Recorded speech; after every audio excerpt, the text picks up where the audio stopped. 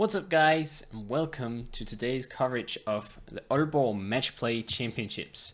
This is going to be the quarterfinals and I'm so excited to watch this with you today. Today's coverage, or today's commentary, sorry, is brought to you by Andreas Nielsen, aka GSFan Disc Golf, the owner of this channel. You guys should know me by now. I'm glad to be back. First up here we have Silas Evaldo Wive. This guy is sponsored by Northstar. He's had an absolute amazing winter, basically won anything that he has competed in, at least collectively. And on the other side of the spectrum, we have Daniel Elgaard. This guy is a forehand master, but I guess you guys will have to see that for yourself. Nice and lofty putt here. Excited to watch this. First off, let's just look at the rules of the game here. As this is a match play championships, they're playing every hole as 1 point. The most points in the end will win. Since it's built around a handicap system, Daniel will have one extra throw on 5, 14, and 17. And also Silas will be playing from the white tee, as you see here. Hole 1 is 99 meters. You can barely see the basket down there in the gap. And whoa, he's a lefty. Excited to watch some of that today. And Daniel here will be throwing from the yellow tee, just a little bit shorter. Cuts well into the woods here. And we actually missed his shot out from there, and he ended up right here. So this is his third shot. It's a little bit confusing already. Silas though ended up out here in the open, looking to just chip up a forehand and take his par and get away with it. And no, that actually got a little out of hand there and skipped down the hill a little bit. Looks to have about 10 meters uphill here. This one is to win the hole outright on hole 1 here. Let's see if the putter's warm.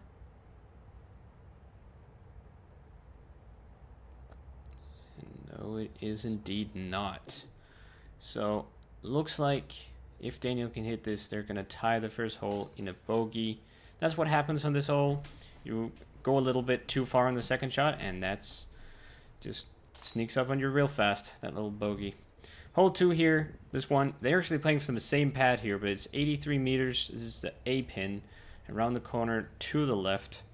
Going kind of by the path that Silas is taking here. He hit a tree on the backside of the fairway though. And Daniel looks to be lining up the roller. This is a local play. A lot of the locals here go for this play because it's so hard to get all the way to the left. But looks like he curled up a little bit too fast there. We have Silas with the forehand. Hitting first available, you know, might be some camera jitters here. Not used to being filmed yet, but might as well get used to it, brother, because this guy is playing hot at the moment. We have Daniel in the jungle here, pitching out with some sort of forehand, doing that well. Has about an 8-meter putt left for his par. So Silas, if he believes Daniel will hit his putt, will have to go for this one, but doesn't look easy to find a spot to putt from here.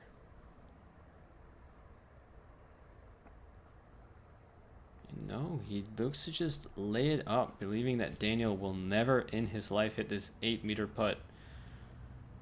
Well, let's see if Daniel can keep it true here to begin with. And yes, he does. Daniel is now 1 up.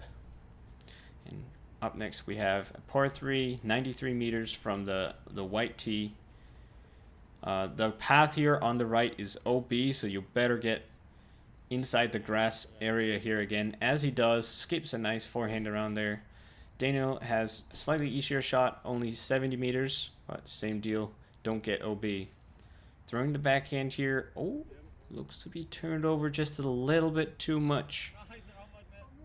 It's hard to see, but it looks to have curled up. I don't know if that's Okay, so this is the drop zone, so that's not in bounds. So he's throwing 3 here. Probably trying to throw it in, but not an easy task.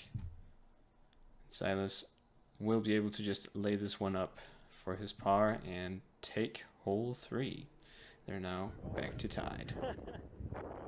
Hole 4 is a long par 3, 116 meters from the white tee, 95 from the yellow. Gotta get up there in the little dark corner. Right around up there. That's going into the woods just a little bit too early. Can't be left up the path here, by the way. That's out of bounds as well, so gotta take something overstable. It's pretty windy today, so can't be floating around with understable discs here. Daniel looks to turn his forehand over a little bit, but it gets back to the middle and looks to be a decent shot. And Silas flashing that Northstar logo on his back. Trying to throw this one in, I believe. There's a nice backstep up there. It almost goes in. It's a little bit low there. I'd like to see a bit more commitment from him. Daniel doing the same. Oh, wow. I'm the one filming here, guys. I'll admit it. And it did not hit me. And I'm quite happy about my jukes there. Real catch cam action there. I'm turning into some sort of a cameraman. Daniel having to jam this to tie the hole, but he doesn't. So Silas will end up winning this one with a par. And he's going to be 1 up going into hole 5. And talking about hole 5, this one is par 4, reachable par 4 even, 118 meters from the white tee. Silas can't seem to find grip on this tee pad. It's been raining quite a bit lately, and tee pads can be slippery, and there's a lot of mud out there. But that's just something we have to deal with up here in the northern Denmark. Seems to be going backhand.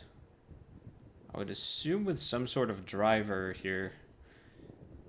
He wants to get straight through this gap here in the middle.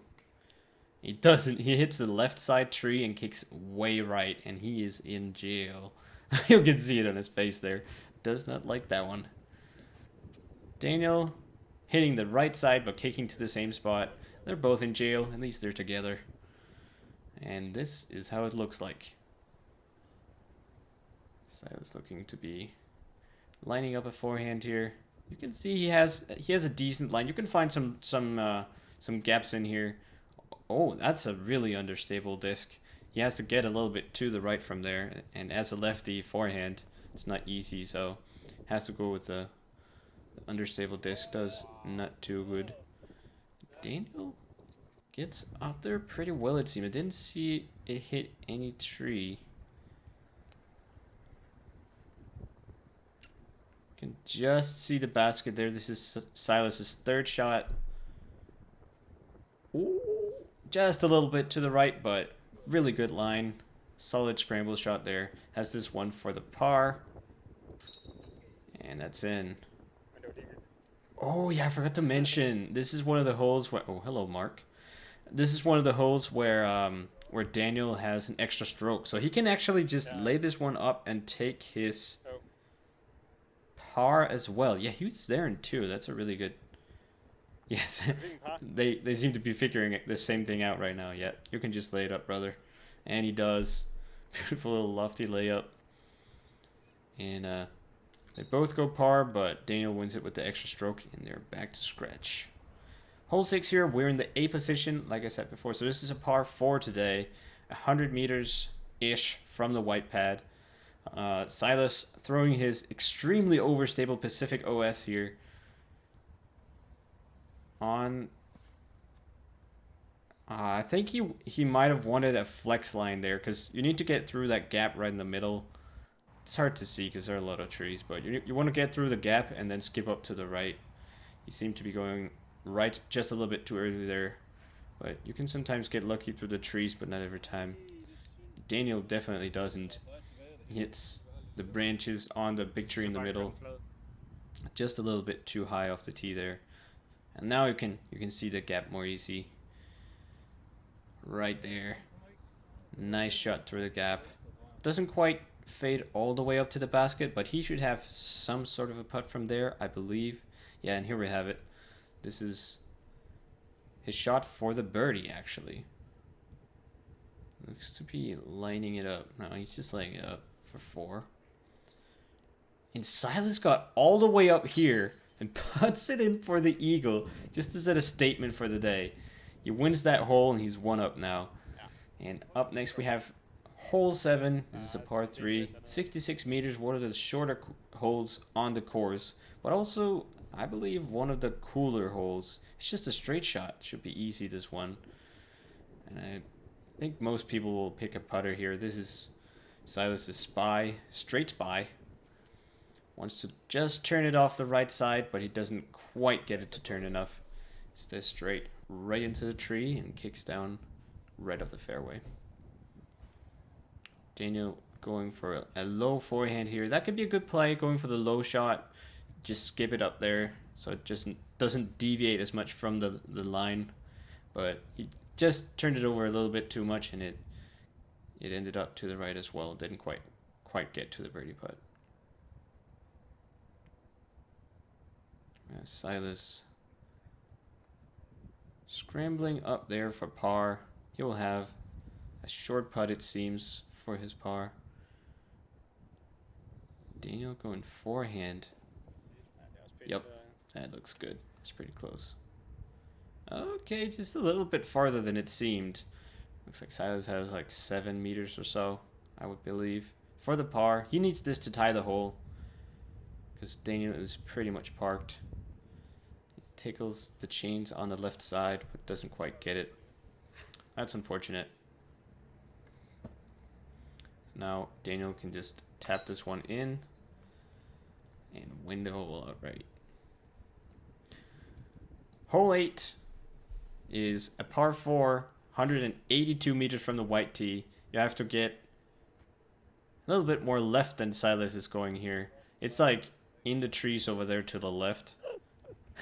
He says that's his most overstable distance drive. We had a lot of wind out there, and that's one of the holes where it can get really swirly.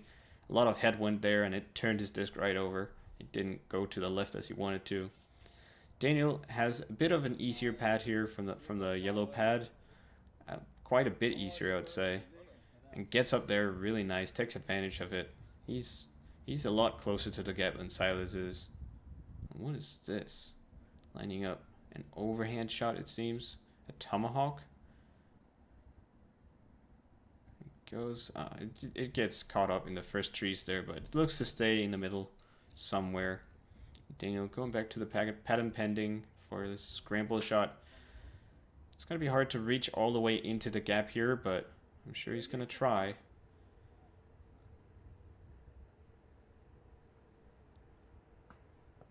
Yeah, just a little bit too wide, but a really good effort there, I believe. And this is what he's left with. This is his 3rd shot. Might just want to lay this one up. He tries to hit some sort of tree. He didn't quite see it before he threw, so that's a little bit unfortunate. There are more trees down there in that line. Silas lining up a putt of some sort here. I don't know if he's gonna... That sure looks like a run to me. But he did claim that it was actually supposed to be a layup, so that means... I guess he's just bad, right? Daniel has this one for par. I'm not sure how far Silas went behind the basket, but pretty sure you want to jam this one. He doesn't quite. Oh, and it catches edge and rolls a little bit out there to the left. Now Silas has this one for par, and this is to outright win this hole.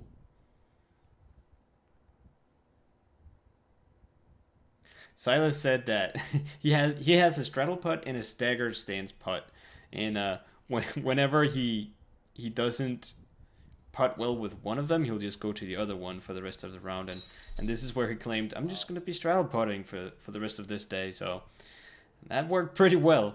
Silas is now 1 up with that Nice straddle putt there. Now to the easiest, or at least the shortest hole on the course, 43 meters.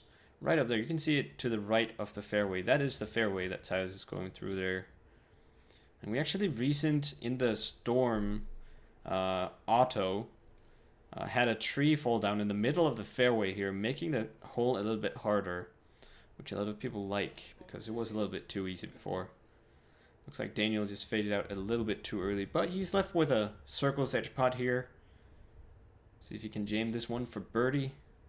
Silas is out there to the left, so he seems to be pretty close. Oh, yes, baby. Daniel gets the nice putt there. Really nice confidence booster to get the putt going, but he's been putting well so far. Silas with the straddle putt again. And they actually go for the star frame to tie the hole, and Silas is still one up. Hole 10 here, 91 meters from the white tee, 77 from the yellow. There's the big tree there on the right side. There are kind of two big trees. In the right one, you need to get left of that. There's a mandatory, otherwise you will go to a drop zone. So Silas probably looking to just stay away from it completely, I believe. Going through the left side. At least that's what most people do if they go righty forehand or lefty backhand. Andrew resting him a little bit with calling the timer there. Silas doesn't care. He just takes another disc and he hits the left tree, but kicks the right way around the Mando. So that is good. Or the correct way, I suppose. Daniel just a little bit low, but he got over to the other side and he has some sort of look. This is where Silas ended up. Just around the mandatory. Now needs to get over this rock and under the bucket. Ooh, almost looked like a little bit of a run, but it looks like it's actually good speed control, so he'll take that one for sure. Now Daniel has this little kind of similar looking upshot here. A little Anheuser forehand. Just fades out a little bit too much, gets caught up in the bush, but he will have a putt from there. 6-7 meters or so. Whoops. Oh, it's just a little bit too high.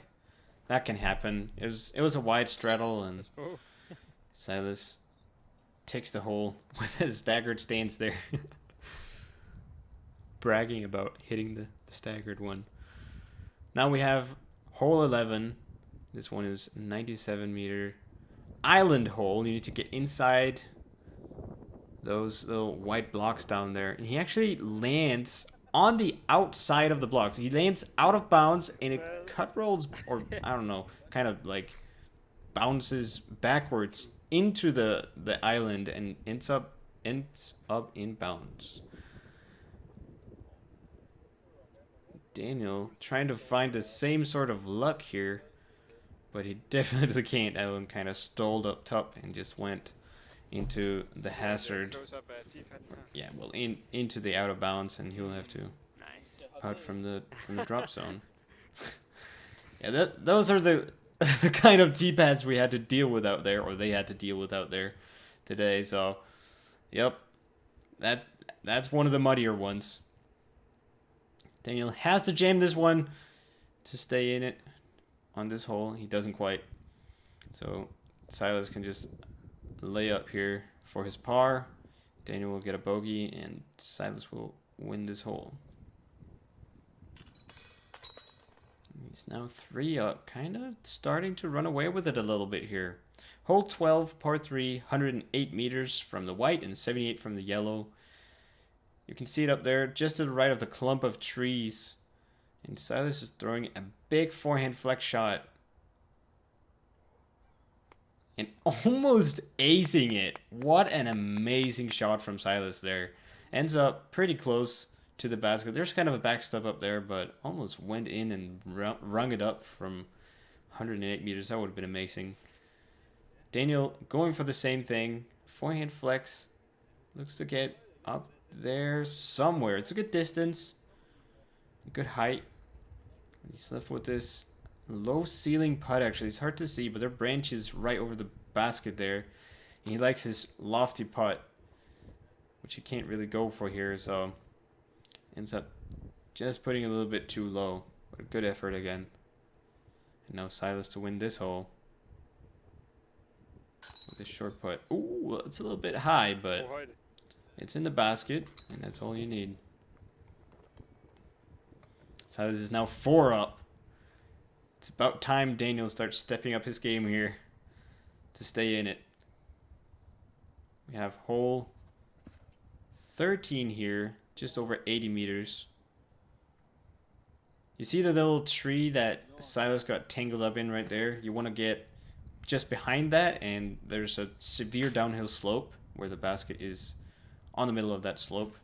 So it's kind of hard to get to stop close to the basket, but neither of them getting the good shot there, and Daniel definitely getting the worst one there.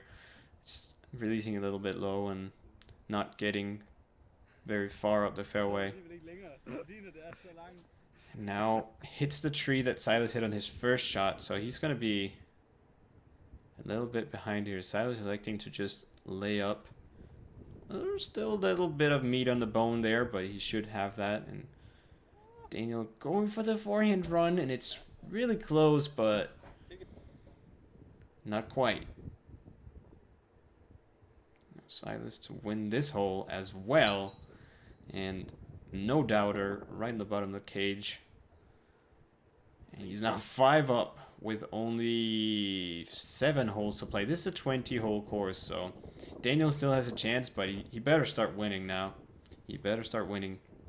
Hole 14, 180 meters from the white tee. This is a crazy par 4. There's OP on path and on the left of the path. So you need to get on this piece of grass over there in the middle of the 2 lines of trees. Right there, actually. Oh, he gets some crazy skips up to the right. Hits the trees. Is rolling. He wants it to stop. And it barely does. Get a little fist pump there. Silas is stoked to end up in the fairway after, let's be honest, a really good shot that just had a little bit too much of a skip. And Daniel now a little bit further up, of course, but still a dangerous hole, and turns over the forehand just a little bit too much, and actually ends up OB on the path. And has to go to the drop zone here, throwing 3 from the drop zone. He has to make some sort of miracle here. And throws a forehand flex shot. And it fades out just a little bit too early. By the way, I forgot to mention, again, come on, Andrew. I forgot to mention, this is another one of those holes where Daniel has an extra shot. So that actually gives him a chance to still make something happen on this hole. Silas going for this overhand shot again, the tomahawk, and it almost turned around twice. But stays in the middle, somewhat. A little bit on the right side, I believe. But he will have some sort of putt. Daniel now has to at least get this one close, if not throw it in. Okay, he's just going for the layup. Gets it to 6 or 7 meters.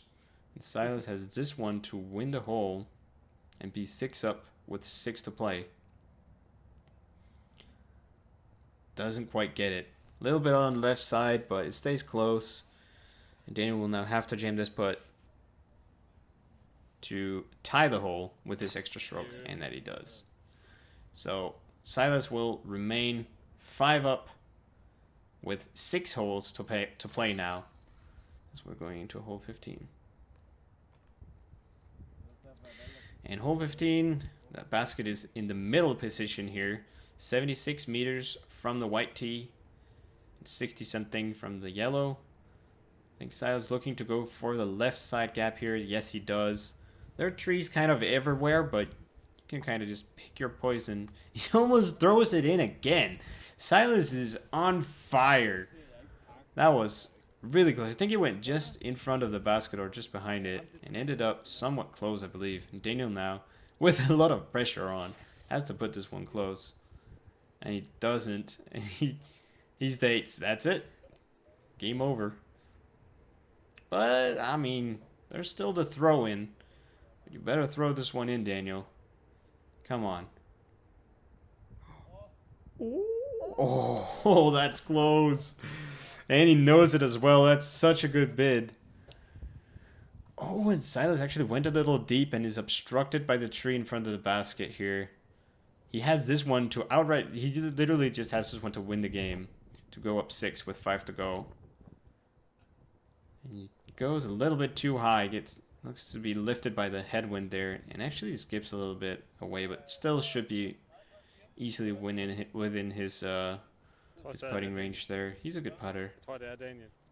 Daniel can now put this one in to get the par and move on to the next hole. Hits a little branch. The lofty putt there. A little bit of a disadvantage. Silas now again with another putt to win the game. Hits Cage. Oh no, he just wants to keep playing or what? Alright, so they're gonna be sharing this hole.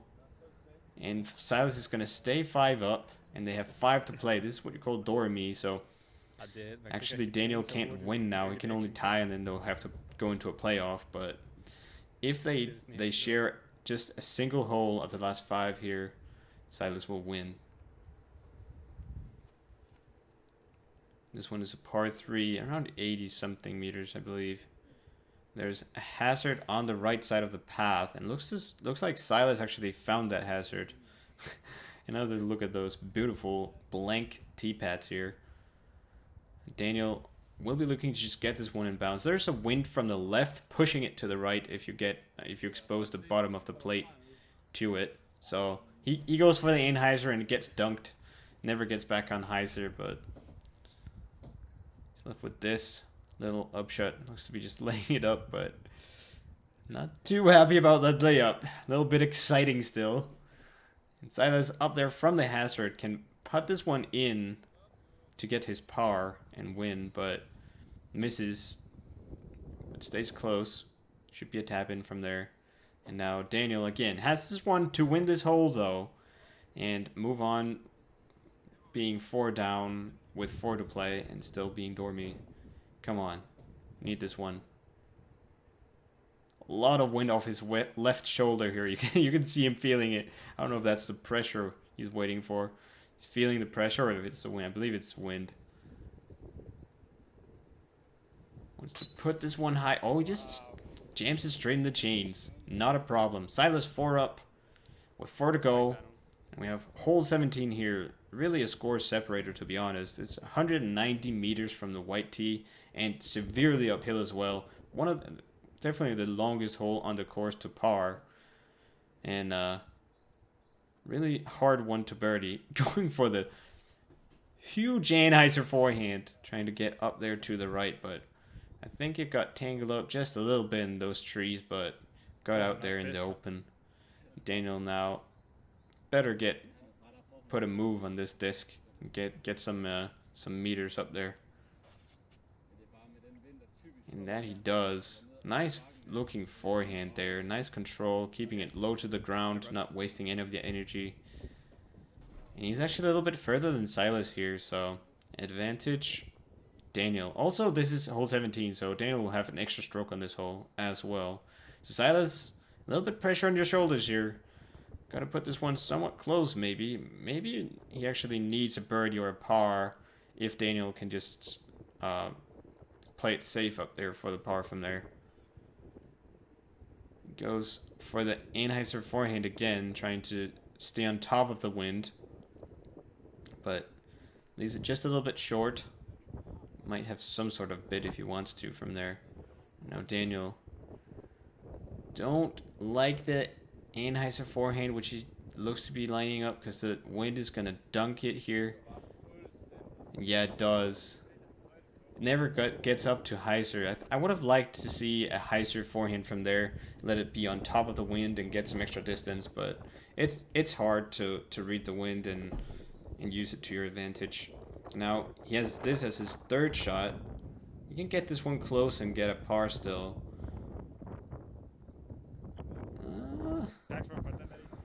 Gets it on Anheuser again and has actually quite a long way there. Not an easy putt still. Silas can jam this one for birdie, right? Yeah, this one is for birdie. So if he puts this one in, he just wins. Just a little bit left, but good height there. A little bit long. He says, no problem, YouTube, for running it. And now Daniel has this one for par, actually. So this could actually win him the hole with the extra stroke if he jams this one. And no, just a little bit too high and too left. His lofty pot not really being any advantage to him there. Now has this one for bogey. If he jams this one, then Silas will have to put his in, but he's also pretty close, so. Yeah, and it goes to the right. Unfortunately, Silas can now just lay this one up, decides to do so, but then actually goes for it. But what? Lays it up? I don't know, man. Silas, what are you doing? You won. Silas wins with being 4 up with 3 to go. Congratulations, Silas. Thank you so much for watching, guys, and I'll see you in the next video. Have a good one.